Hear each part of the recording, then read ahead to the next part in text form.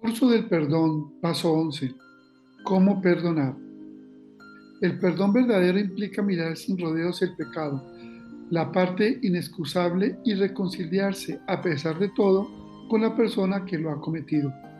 Esto y nada más que esto es el perdón y siempre podremos recibirlo de Dios si lo pedimos. Bienvenidos a una nueva lección del curso basados en el libro Del resentimiento al perdón, una puerta a la felicidad, de Monseñor Francisco Ugarte Corcuera. En esta cuarta parte, hoy trabajaremos el tema cómo perdonar, una de las lecciones más importantes de todo el curso porque reflexionaremos sobre esto, cómo perdonar. Las personas que se dejan dominar por su imaginación e inventan agravios o exageran los que reciben, lo mismo que no distinguen lo que se debe excusar de lo que se debe perdonar, se consideran obligadas a perdonar lo innecesario, con lo que la tarea del perdón se hace mucho más difícil. Pero también es equivocado el camino contrario, el de aquel que no quiere reconocer las bondades del perdón ante la ofensa real y pretende olvidar para no tener que perdonar. En este caso, la herida permanece porque no se ha perdonado. Por ello, es importante, siempre que recibimos o sentimos una ofensa, analizarla para eliminar la exageración y lo que puede ser imaginario de nuestra forma de interpretar la ofensa y si ver qué es lo verdadero en ella. En otras palabras, para perdonar hay que ser realistas, decididamente realistas, de lo contrario se nos complica la tarea de perdonar. Para poder perdonar debemos ser valientes para mirar de frente al horror, a la injusticia, a la maldad de lo que fuimos objeto. No debemos distorsionar, ni solo disculpar, ni mucho menos ignorar. Hay que ver la ofensa frente a frente y llamarla por su nombre. Solo si somos realistas podremos perdonar. Esta puede ser una de las frases más importantes de todo este curso. Si somos realistas podremos perdonar. El perdón verdadero implica mirar sin rodeos el pecado, la parte inexcusable y reconciliarse a pesar de todo con la persona que lo ha cometido. Esto y nada más que esto es el perdón y siempre podremos recibir de Dios si lo pedimos. En la parábola del hijo pródigo, el hijo mayor no puede perdonar a su hermano por una sencilla razón, porque él no se considera necesitado de perdón. Siempre se ha portado bien, ha permanecido en la casa paterna y no tiene nada de qué arrepentirse. Cuando uno comprende que somos pecadores y necesitamos del perdón de Dios, será más fácil perdonar a los demás. Tenemos que ser perdonados para poder perdonar. San Juan Crisóstomo decía, aquel que considere sus propios pecados estará más pronto al perdón de su compañero. Reconocer nuestra ofensa no es otra cosa que ser humildes, y la humildad es la base para cualquier acción buena, especialmente cuando la acción ha de estar movida por el amor, como ocurre con el perdón. El soberbio solo se ama a sí mismo, no se considera necesitado del perdón y en consecuencia no puede perdonar. Para perdonar se requiere también fortaleza, tanto para que la decisión de liberar al otro, de perdonar al otro, sea firme, a pesar del tiempo que haya pasado. Recordemos que la decisión de perdonar no hace que desaparezca automáticamente la herida, ni desaparezca de la memoria, y de pronto tampoco desaparezcan sus consecuencias. Por eso se debe reiterar la decisión de perdonar cada vez que la herida se sienta o la ofensa se recuerde. Pero a pesar de que las disposiciones anteriores, humildad y fortaleza, hay ocasiones en que perdonar supera la capacidad personal. Es entonces el momento de recordar que el perdón, en su esencia más profunda, es divino, por lo que se hace necesario acudir a Dios para poder otorgarlo. De la acogida del perdón divino brota el compromiso de perdonar a los hermanos. ¿Qué actitudes nos disponen a perdonar? Después de aclarar en grandes líneas en qué consiste el perdón, vamos a considerar algunas actitudes que disponen para realizar este acto y nos liberan a nosotros y también liberan a los demás. En primer lugar, el amor. Perdonar es amar intensamente. El verbo latín perdonare lo expresa con mucha claridad. El prefijo per intensifica el verbo que acompaña, donare. De esta manera, perdonar significa dar abundantemente, entregarse hasta el extremo. El poeta Werner Bergengruen ha dicho que el amor se prueba en la fidelidad y se completa en el perdón. Sin embargo, cuando alguien nos ha ofendido gravemente, el amor apenas es posible. Es necesario, en un primer paso, separarnos de algún modo del agresor, aunque sea solo interiormente. Mientras el cuchillo está en la herida nunca se cerrará. Hace falta retirar el cuchillo, adquirir distancia del otro. Solo entonces podemos ver su rostro. Un cierto desprendimiento es condición previa para poder perdonar de todo corazón y dar al otro el amor que necesita. Una persona solo puede vivir y desarrollarse sanamente cuando es aceptada tal y como es, cuando alguien la quiere verdaderamente y le dice, es bueno que existas.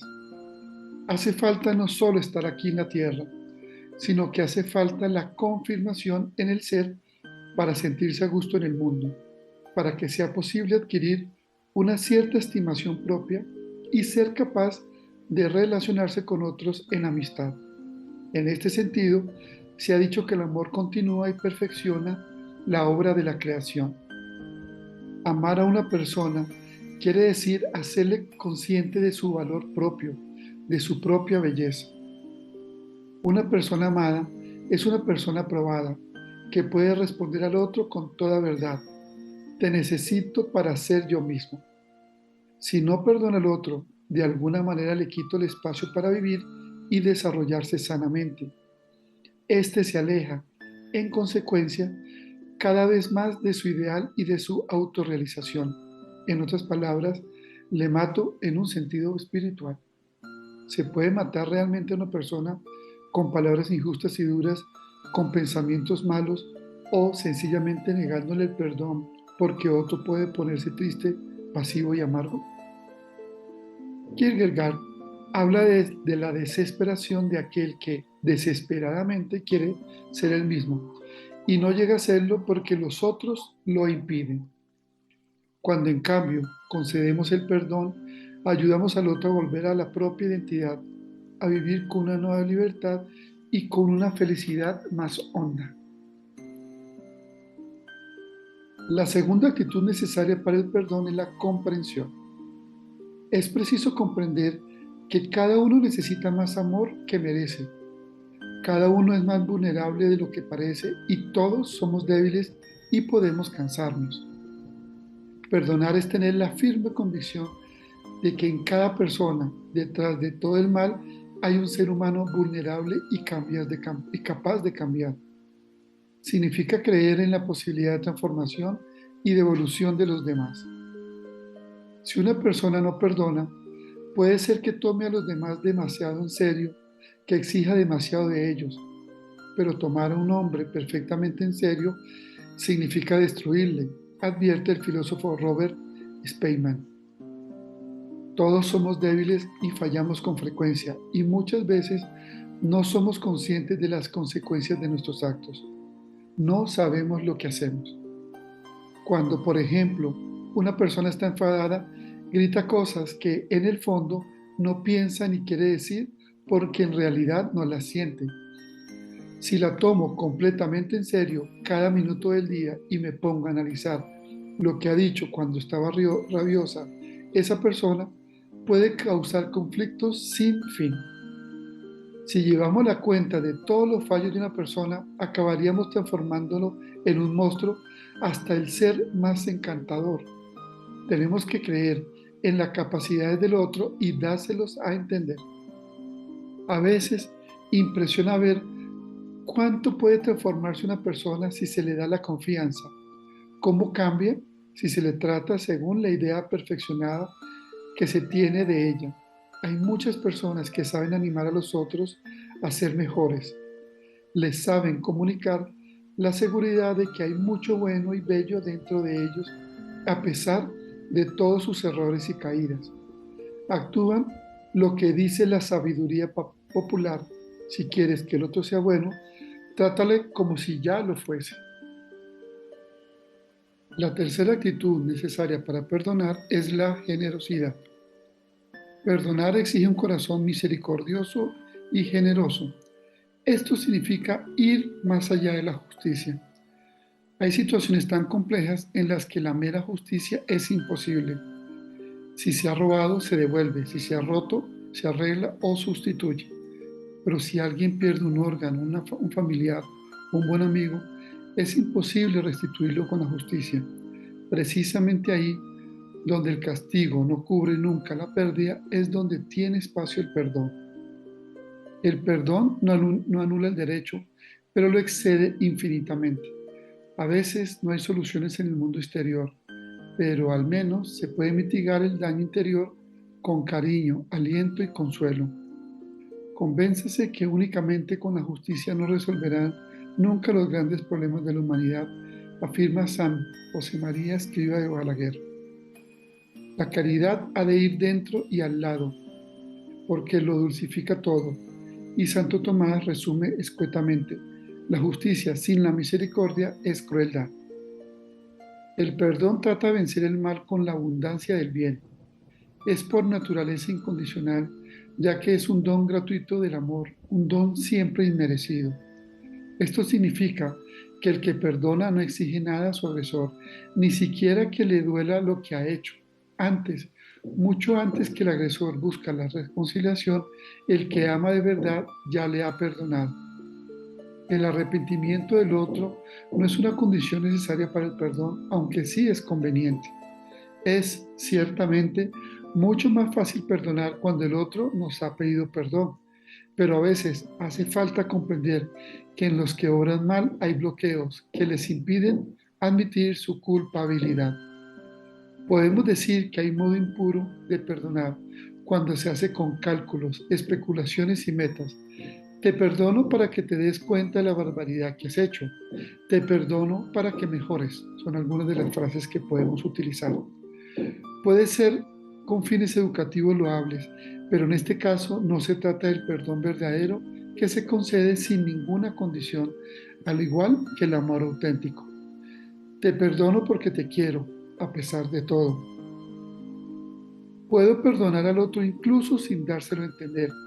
En el caso de que no entendiera nada, es un regalo que le hago aunque no se entere, aunque no sabe por qué. La cuarta actitud imprescindible para el perdón es la humildad. Hace falta prudencia y delicadeza para ver cómo mostrar al otro el perdón. En ocasiones, no es aconsejable hacerlo enseguida cuando la otra persona está todavía agitada. Puede parecerle como una venganza sublime, puede tomarlo como si fuera una manera de humillarla y enfadarla aún más.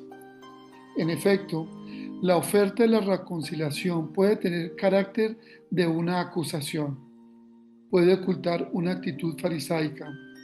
Quiero demostrar que tengo razón y que soy generoso. Lo que impide entonces llegar a la paz no es la obstinación del otro, sino mi propia arrogancia. Por otro lado, es siempre un riesgo ofrecer el perdón, pues este gesto no asegura su recepción y puede molestar al agresor en cualquier momento. Cuando uno perdona, se abandona al otro, a su poder, se expone a lo que imprevisiblemente puede hacer y se le da libertad de ofender y herir de nuevo. Aquí se ve que hace falta humildad para buscar la reconciliación. Cuando se den las circunstancias, quizás después de un largo tiempo, conviene tener una conversación con el otro.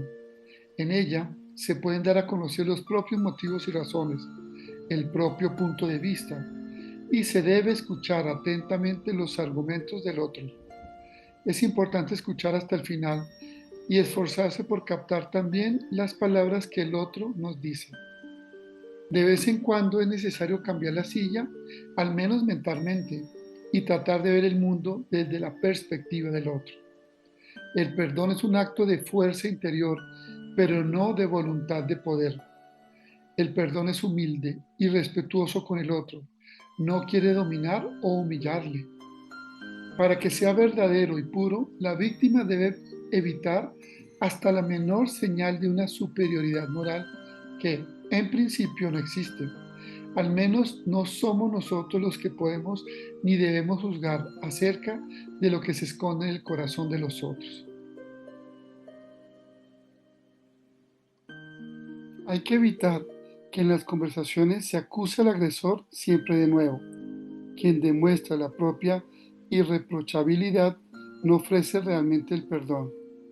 Enfurecerse por la culpa de otro puede conducir con gran facilidad a la represión de la culpa de uno mismo.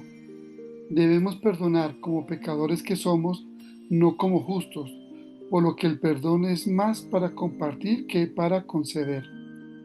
Repitamos esta frase: debemos perdonar como pecadores que somos, no como justos. Todos necesitamos el perdón, porque todos hacemos daño a los demás, aunque algunas veces quizás no nos demos cuenta. Necesitamos el perdón para deshacer los nudos del pasado y comenzar de nuevo. Es importante que cada uno reconozca la propia flaqueza, los propios fallos que, a lo mejor, han llevado al otro a un comportamiento desviado y no dude en pedir, a su vez, perdón al otro cuando seamos nosotros los agresores.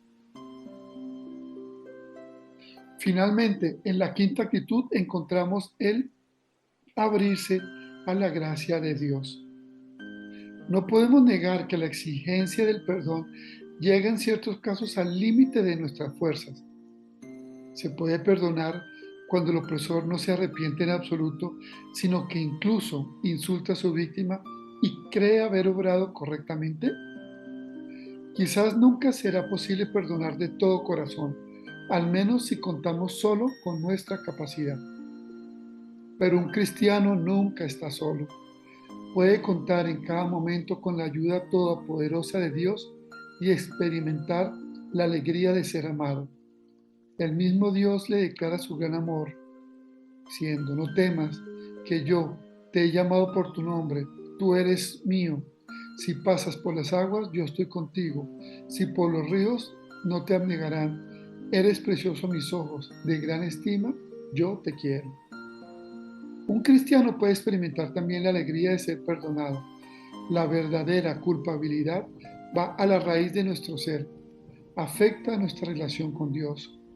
Mientras en los estados totalitarios, las personas que se han desviado, según la opinión de las autoridades, son metidas en cárceles o internadas en clínicas psiquiátricas. En el Evangelio de Jesucristo, en cambio, se les invita a una fiesta, la fiesta del perdón. Dios siempre acepta nuestro arrepentimiento y nos invita a cambiar.